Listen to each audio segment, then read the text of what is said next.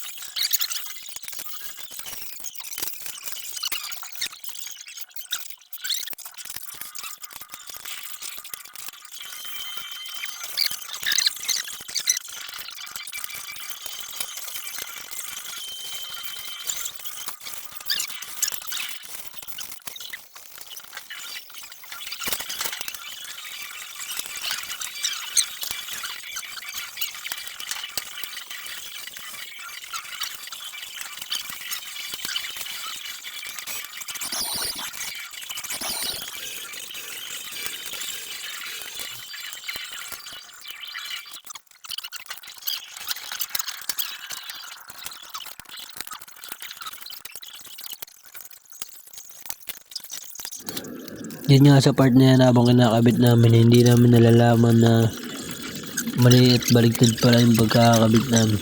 Napansin namin to nung malapit namin matapos, kaya panoorin nyo.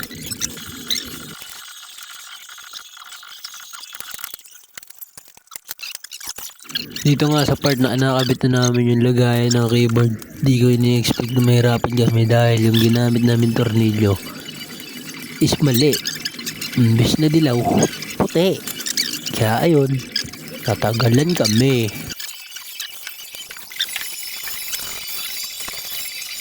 Nilipat ko na talaga ng pwesto yung camera dahil nahirapan na talaga ako ikabit.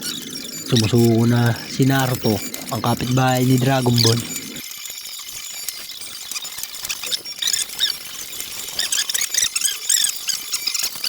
Dito sa part na to, tataka ako bakit tayo humigpit ng tornilyo. Kasi nga mali. So dito sa part na to, mapapansin nyo nakataas yung plywood.